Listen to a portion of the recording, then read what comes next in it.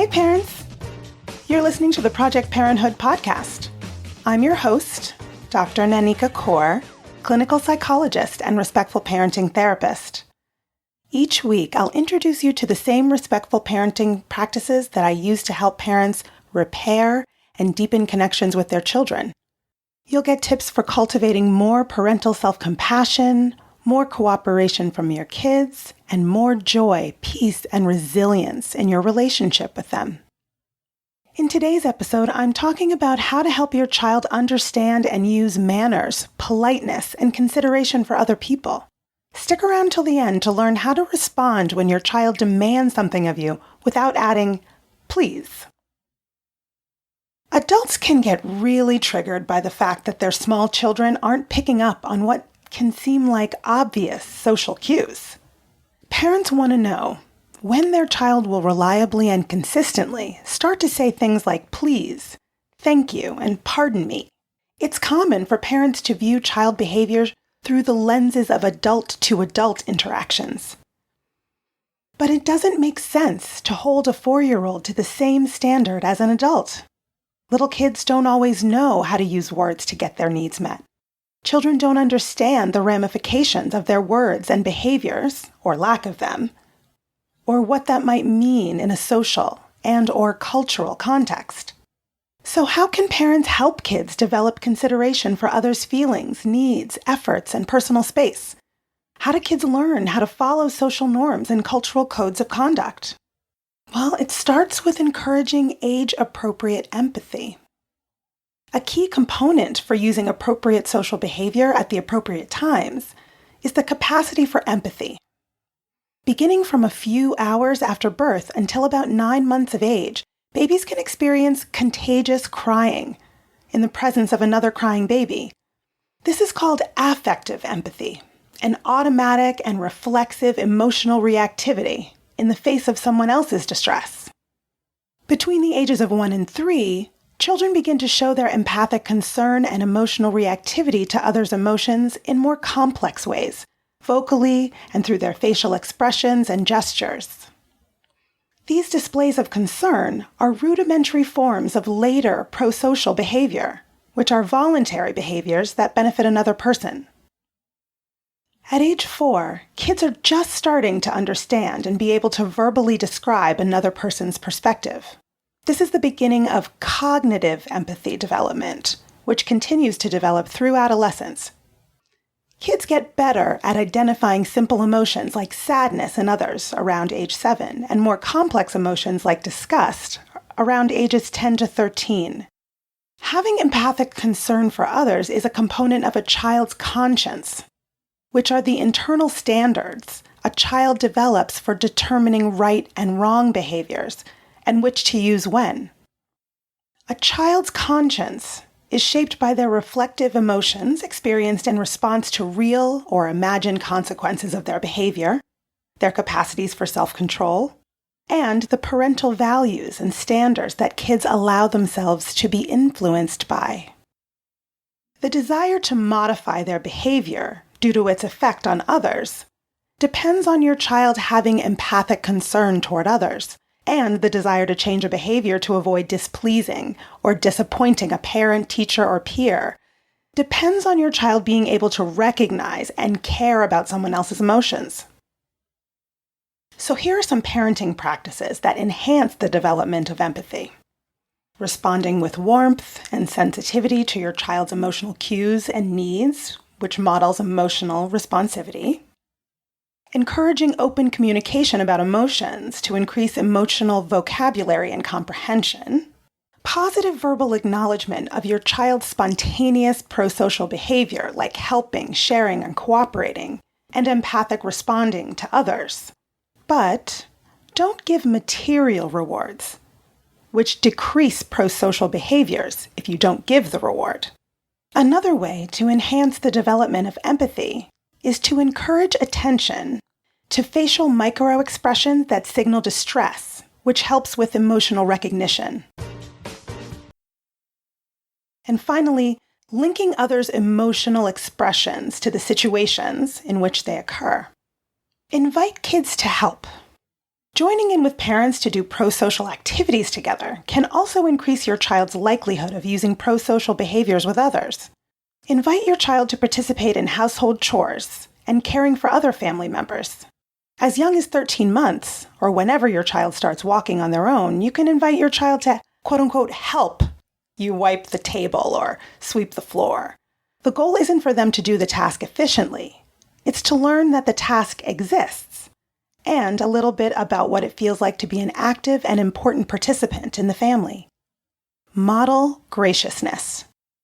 Parent educator Robin Einzig suggests that parents trust that modeling the behaviors you want to see in your child is enough, and that when your kids are ready, they will use the behaviors you've been modeling. Be sure you're using your own pleases, thank yous, and I'm sorries consistently in your child's presence. You can use invitations to help with everyday household tasks to model graciousness. You might clean up a spill they've made and allow them to refuse. If they do refuse, simply state, "That's okay, I'm sure you'll help next time." Drop the issue and clean up the spill yourself. Instead of reacting from a place of worry about their future laziness, resentment about being your child's personal housekeeper, or punitive anger that leads you to retaliating against them in some way, model what it looks like to be generous, helpful, and altruistic. Clean up the spill with neutrality rather than rage if you can, and move on. Trust and believe that when your child is ready, they will act in altruistic and helpful ways as well.